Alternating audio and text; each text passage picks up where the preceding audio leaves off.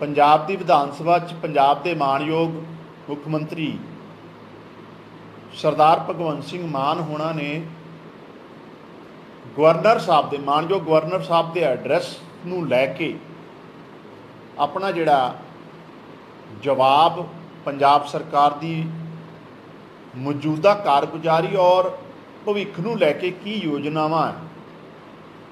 एक डिटेल च मानयोग मुख्यमंत्री जी ने अपनी गल रखी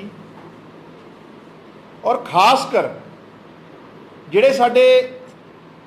विरोधी पोलिटिकली अपोनेंट लोग हैं, साडे विरोधी साथी हैं, जिहड़े पार्टियां जिहड़ियां इस टाइम अपोजिशन च हैं,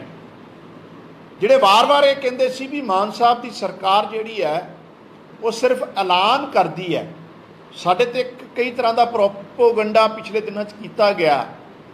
कि ऐलान कर रहे, जमीन ते कुछ दिख नहीं रहा। तो अज मानयोग मुख्यमंत्री साहब ने एक एक करके सरकार की कारगुजारी और नाल आने वाले टाइम च पंजाब के भविख नूं लैके पंजाब के सारे वर्गां नूं लैके सरकार की की योजना रहने वाली है, तो डिटेल जिहड़ी है चर्चा की और अपना जिहड़ा पक्ष है सरकार का रखा। हुण जिहड़े कहंदे सी भी ग्राउंड ते कुछ हुंदा नहीं है या सिर्फ सरकार ऐलान ही कर रही है, तो सब तो पहला जे एग्रीकल्चर की गल कर लीए। हुण एग्रीकल्चर जिसों मानयोग मुख्यमंत्री जी ने 1500 रुपए सीधी बिजाई ते इंसेंटिव देने की गल की सी, ते साडे विरोधी पार्टियां दे जिहड़े लीडर साहबान हैं उन्होंने बड़ा हो हल्ला मचाया, कई तरह के ईवन बड़ा उन्होंने हल्के फुलके च लिया भी इस तरीके नाल ते पॉसीबल नहीं है। लेकिन अज सीएम साहब के भाषण के दौरान अकाली दल के ग्रुप के लीडर मनप्रीत सिंह हरियाली होना ने जिहड़े कि आप MLA हैं दाखा विधान सभा तो, उन्होंने जिथे पंजाब सरकार की एग्रीकल्चर नूं लैके सीधी बिजाई नूं लैके पॉलिसी नूं तारीफ की ते नाल नाल ये गल मानयोग मुख्यमंत्री जी नूं अपील करते आ कि अगले साल अगले सीजन च यानी कि पैडी दे नैक्सट सीजन वास्ते सारे पार्टियां नूं सारे लोगों नूं बुला के एक कलैक्टिव फैसला लईए कि जिहड़ा भी कद्दू करूगा या सीधी बिजाई नहीं करूगा और ते फाइन होना चाहिए। यानी कि मानयोग मुख्यमंत्री जी का जिहड़ा उपराला सी पंजाब के पानी नूं बचाउण दा और किसान दे लागत नूं घटाउण दा, उहनूं अज जिहड़ा ऑन रिकॉर्ड हाउस भी विरोधी जिहड़े साडे विरोधी साथियों ने एक्सैप्ट किया, मंजूर किया, एप्रीशिएट किया। सो नीयत और नीति की गल है। कोई नहीं कहता सी कि पंजाब च MSP दी जा सकती है, लेकिन मूंगी ते मुख्यमंत्री जी ने जो MSP की घोषणा की और जिस तरीके नाल पंजाब के किसानां ने मूंगी नूं लैके मानयोग मुख्यमंत्री जी की अपील ते भरोसा दिखाया या भरोसा जताया, उतना मूंगी का जिथे रकबा वधिया उत्थे किसान की इनकम भी वधी है। देखो साडा ते पिछलियां सरकारां दा फर्क ये है, जिहड़ा मेन मैं पॉइंट ते आउणा चाहुंदा है कि कंक्रीट फैसले सरकार लै रही है तो उहदे पॉजिटिव रिजल्ट भी दिख रहे हैं जो नीति और नीयत साफ होवे जो। और ये 3 महीने पुरानी सरकार है। मूंगी के रकबे नाल MSP ते मूंगी खरीदी जा रही है, किसान की इनकम वधी एडिशनल तीजी फसल के नाल, और जमीन की फर्टिलिटी ते बहुत वड्डा फर्क पिया। ये नाल अज जिहड़ी बहुत गौर करने वाली गल सी और मैं तुहाडे मीडिया के राही पंजाब के लोगों को यह दसना चाहुंदा है, जिस बारीकी नाल मुख्यमंत्री जी ने यह गल कही भी साडी पैनी निगाह आ पैसटीसाइड नूं लैके, नकली खादां नूं लैके, नकली दवाइयां नूं लैके, और खासकर कोऑपरेटिव मैकेनिज्म यानी कि 5 एकड़ का 5 किल्लियां दे बंदे को भी ट्रैक्टर है तो 20 किल्लियां दे के को भी ट्रैक्टर है, मतलब जिहड़े इंस्ट्रूमेंट एग्रीकल्चर दे उहदे खर्चे नूं बचाउण लई उस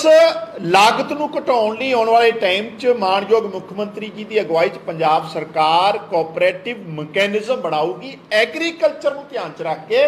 ਕਿ ਕੋਆਪਰੇਟਿਵ ਹੀ ਕਿਸਾਨ ਨੂੰ ਜਿੱਥੇ ਉਹਨੂੰ ਆਪਣਾ ਕਰਜ਼ਾ ਦਿਆ ਕਰੂਗਾ ਘੱਟ ਦਰ 'ਤੇ ਸਸਤੀ ਦਰ 'ਤੇ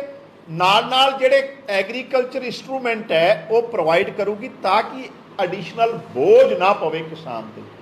ਔਰ ਬੜੀ ਬਰੀਕੀ ਨਾਲ ਪਹਿਲੀ ਵਾਰ ਕਿਸੇ ਮੁੱਖ ਮੰਤਰੀ ਨੇ ਜਿਹੜੀ ਟਰੈਕਟਰ ਮੰਡੀ ਬਾਰੇ ਐਕਸਪਲੇਨ ਕੀਤਾ ਆ, ਕਿਸਾਨ ਕਿਸ ਹਾਲਾਤਾਂ 'ਚ ਬੇਟੀ ਦੇ ਵਿਆਹ ਵਾਸਤੇ ਲੋਨ ਤੇ ਟਰੈਕਟਰ ਲੈਂਦਾ ਹੈ, ਫਿਰ 1-2 ਲੱਖ ਸਸਤੇ 'ਚ ਵੇਚਦਾ ਹੈ, ਫਿਰ ਉਹ ਪੈਸੇ ਨਾਲ ਵਿਆਹ ਕਰਦਾ ਹੈ, ਫਿਰ ਸਹੀਏ ਕਿਸ਼ਤਾਂ 'ਚ ਜਾਂ ਕਰਜ਼ਾ ਜਿਹੜਾ ਉੱਤੇ ਚੜ੍ਹਦਾ ਜਾਂਦਾ ਹੈ, ਉਹ ਸਾਰਾ ਜਿਹੜਾ ਹਾਲਾਤ ਬਿਆਨ ਕਰਦੇ ਹੋ ਉਸ ਤੋਂ ਪੰਜਾਬ ਦੇ ਮੁੱਖ ਮੰਤਰੀ ਜੀ ਦੀ ਸੰਜੀਦਗੀ ਔਰ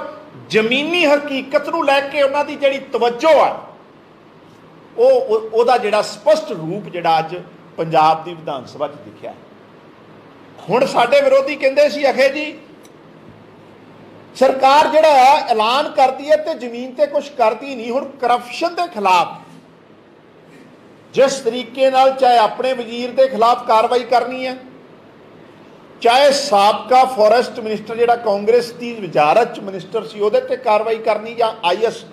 ਅਫਸਰ 'ਤੇ ਕਾਰਵਾਈ ਕਰਨੀ, ਤਹਿਸੀਲਦਾਰਾਂ 'ਤੇ ਕਾਰਵਾਈ ਕਰਨੀ, ਪਟਵਾਰੀਆਂ 'ਤੇ ਕਾਰਵਾਈ ਕਰਨੀ। ਐਂਟੀ ਕਰਪਸ਼ਨ ਐਕਸ਼ਨ ਲਾਈਨ ਜਿੱਦਣ ਅਸੀਂ ਸਥਾਪਿਤ ਕੀਤੀ ਸੀ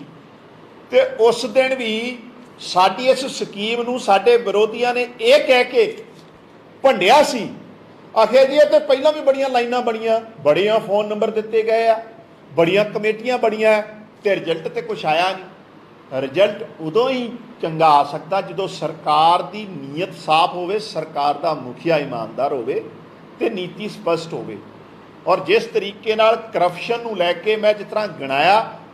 ਐਂਟੀ ਕਰਪਸ਼ਨ ਐਕਸ਼ਨ ਦੇ ਲਾਈਨ ਦੇ ਦੁਆਰਾ 47 ਲੋਕਾਂ ਤੇ ਕਾਰਵਾਈ ਹੋਈ, ਪਟਵਾਰੀ, ਤਹਿਸੀਲਦਾਰ, IAS ਅਫਸਰ, ਮੰਤਰੀ, ਸਾਬਕਾ ਮੰਤਰੀ,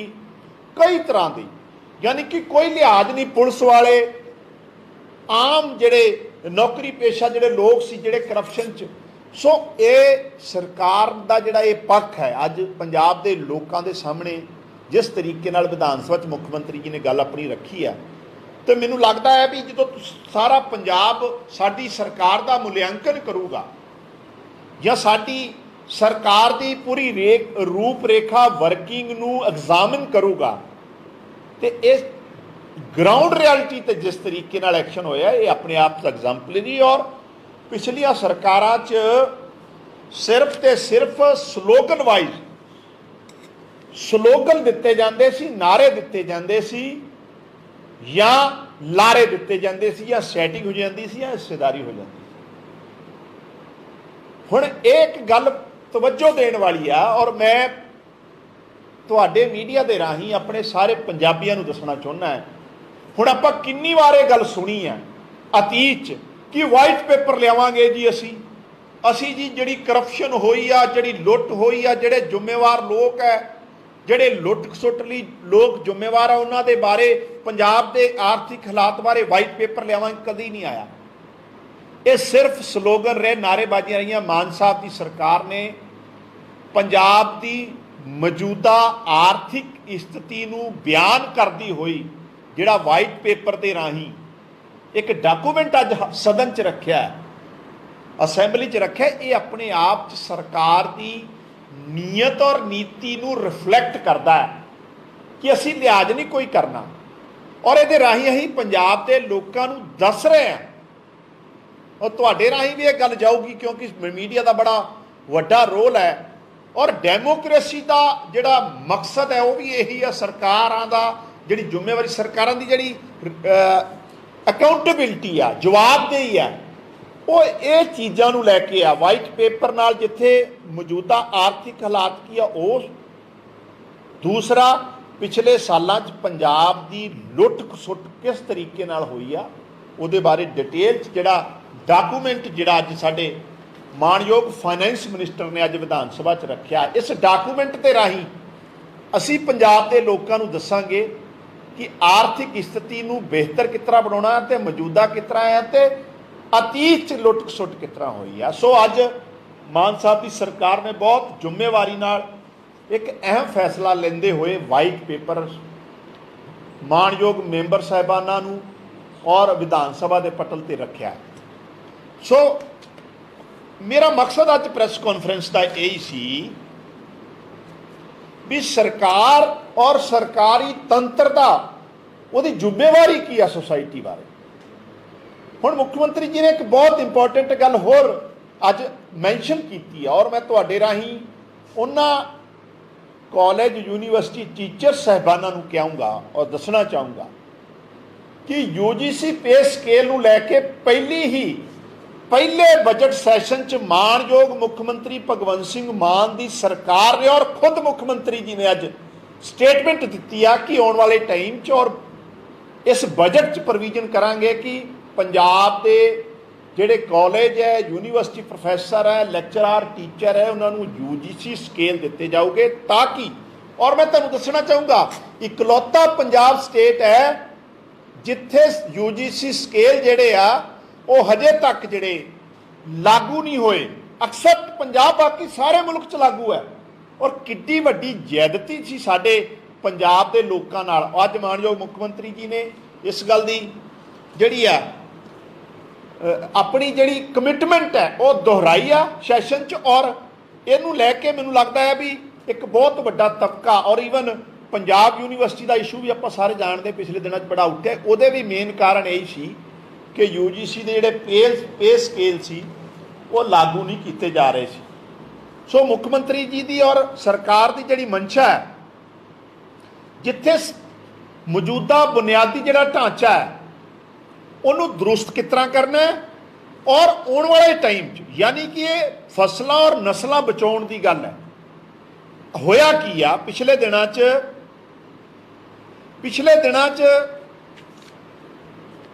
ਪੰਜਾਬ ਤੇ ਕਰਜ਼ਾ ਚੜ ਗਿਆ, ਪੰਜਾਬ ਤੇ ਕਰੋੜਾਂ ਦਾ ਕਰਜ਼ਾ ਚੜ ਗਿਆ ਤੇ ਕੁਝ ਪੋਲੀਟੀਕਲ ਜਮਾਤ ਜਿਹੜੀ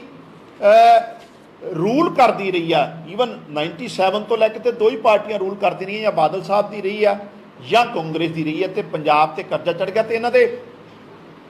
ਕਰੋੜਾਂ ਅਰਬਾਂ ਰੁਪਏ ਦੇ ਐਮਪਾਇਰ ਜਿਹੜੇ ਆ ਉਹ ਖੜੇ ਹੋ ਗਏ। ਸਾਡੇ ਕਰਪਸ਼ਨ ਨੂੰ ਲੈ ਕੇ ਜ਼ੀਰੋ ਟੋਲਰੈਂਸ ਦੀ ਜਿਹੜੀ ਪਾਲਿਸੀ ਮਾਣਯੋਗ ਕੇਜਰੀਵਾਲ ਜੀ ਨੇ ਜੋ ਨੀਤੀ ਅਪਣਾਈ ਆ ਜਿਹੜੀ ਸ਼ੁਰੂਆਤ ਕੀਤੀ ਉਸ ਨੀਤੀ ਨੂੰ ਮਾਨ ਸਾਹਿਬ ਨੇ ਅੱਗੇ ਵਧਾਇਆ। ITIs ਨੂੰ ਲੈ ਕੇ ਮੁਹੱਲਾ ਕਲੀਨਿਕ ਨੂੰ ਲੈ ਕੇ ਯਾਨੀ ਕਿ 75ਵੀਂ ਦੇਸ਼ ਦੀ ਜਿਹੜੀ ਆਜ਼ਾਦੀ ਦੀ ਵਰ੍ਹੇਗੰਢ ਹੈ 15 ਅਗਸਤ ਨੂੰ ਆਉਣ ਵਾਲੀ 15 ਅਗਸਤ ਨੂੰ ਮਾਨ ਸਾਹਿਬ ਦੀ ਸਰਕਾਰ ਆਪਣਾ ਜਿਹੜਾ ਪਿੰਡ ਲੈਵਲ ਦਾ ਕਲੀਨਿਕ ਹੈ ਮੁਹੱਲਾ ਕਲੀਨਿਕ ਹੈ ਜਿਹੜੀ ਇੱਕ ਕਮਿਟਮੈਂਟ ਸੀ ਪੰਜਾਬ ਦੇ ਲੋਕਾਂ ਨਾਲ ਆਮ ਆਦਮੀ ਪਾਰਟੀ ਦੀ ਸਰਕਾਰ ਦੀ ਕਿ ਲੋਕਾਂ ਨੂੰ ਬੁਨਿਆਦੀ ਸਿਹਤ ਸੁਵਿਧਾਵਾਂ ਔਰ ਫ੍ਰੀ ਆਫ ਕੋਸਟ ਦੇਣੀਆਂ ਉਹਦੀ ਸ਼ੁਰੂਆਤ ਜਿਹੜੀ ਆ ਔਰ ਆਪਣੀ ਕਮਿਟਮੈਂਟ ਨੂੰ ਦੁਹਰਾਉਂਦੇ ਹੋਏ ਉਹਦੀ ਸ਼ੁਰੂਆਤ 15 ਅਗਸਤ ਤੋਂ ਕਰ ਰਹੇ ਆ। ਬਿਜਲੀ ਗਰੰਟੀ ਦੀ ਗੱਲ ਆਲਰੇਡੀ 1 ਜੁਲਾਈ ਤੋਂ ਇੰਪਲੀਮੈਂਟ ਕਰਨ ਜਾ ਰਹੇ ਆ ਔਰ ਮੈਂ ਇੱਕ ਡਿਪਾਰਟਮੈਂਟ ਬਾਰੇ ਦੱਸਣ ਲੱਗ ਜਾ ਤੇ ਪ੍ਰੈਸ ਕਾਨਫਰੰਸ ਤੇ ਬਹੁਤ ਲੰਬੀ ਚਲੇ ਜਾਣੀ ਆ ਲੇਕਿਨ ਮੈਂ ਇੱਕ ਗੱਲ ਜ਼ਰੂਰ ਤੁਹਾਡੇ ਰਾਹੀਂ ਸਾਰੇ ਪੰਜਾਬੀ ਨੂੰ ਦੱਸਣਾ ਚਾਹੁੰਦੇ ਹਾਂ ਆਉਣ ਵਾਲੇ ਟਾਈਮ 'ਚ ਸਾਡੇ ਜਿਹੜੀ ਸਰਕਾਰ ਹੈ ਇੱਕ ਡਿਪਾਰਟਮੈਂਟ ਬਾਰੇ ਜਿੱਥੇ ਵਾਈਟ ਪੇਪਰ ਬਾਰੇ ਅੱਜ ਫਾਈਨੈਂਸ ਮਿਨਿਸਟਰ ਨੇ ਗੱਲ ਕੀਤੀ ਹੈ ਵਾਈਟ ਪੇਪਰ ਰੱਖਿਆ ਉੱਥੇ ਆਉਣ ਵਾਲੇ ਟਾਈਮ 'ਚ ਸਰਕਾਰ ਹਰੇਕ ਡਿਪਾਰਟਮੈਂਟ ਦਾ ਬਿਊਰਾ ਜਿਹੜਾ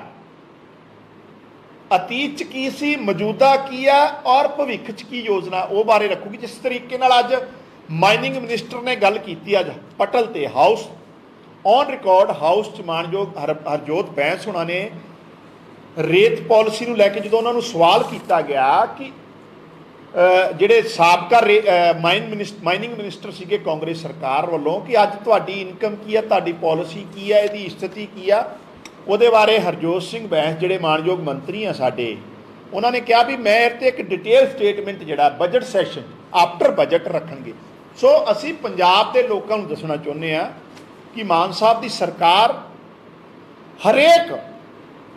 ਵਿਸ਼ੇ ਨੂੰ ਲੈ ਕੇ ਪੰਜਾਬ ਦੇ ਹਰੇਕ ਵਰਗ ਨੂੰ ਲੈ ਕੇ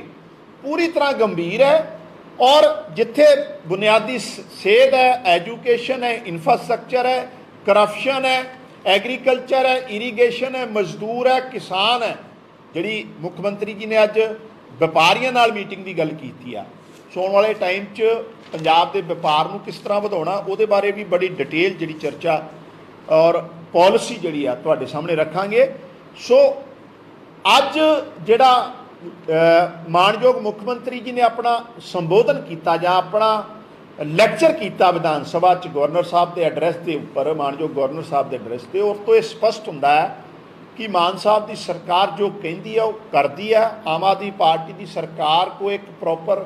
ਵਿਜ਼ਨ ਹੈ, ਇੱਕ ਨੀਅਤ ਹੈ, ਇੱਕ ਨੀਤੀ ਹੈ। ਔਰ ਪਿਛਲੇ 3 ਮਹੀਨਿਆਂ 'ਚ ਚਾਹੇ ਸਰਕਾਰੀ ਜ਼ਮੀਨਾਂ ਛਡਾਉਣ ਦੀ ਗੱਲ ਹੈ, ਚਾਹੇ ਇੱਕ MLA ਨੂੰ ਇੱਕ ਪੈਨਸ਼ਨ, ਹੁਣ ਇਹ ਕਹਿੰਦੇ ਇਹ ਤਾਂ ਹੋ ਹੀ ਨਹੀਂ ਸਕਦਾ ਜੀ, ਇੱਕ MLA ਇੱਕ ਪੈਨਸ਼ਨ ਨੂੰ, ਇਹ ਵੀ ਇਸ ਤਰੀਕੇ ਦੇ ਇਹੋ ਜਿਹੇ ਫੈਸਲੇ ਲਏ ਆ ਜਿਹਦੇ ਬਾਰੇ ਕੋਈ ਸੋਚ ਨਹੀਂ ਸਕਦਾ ਸੀ,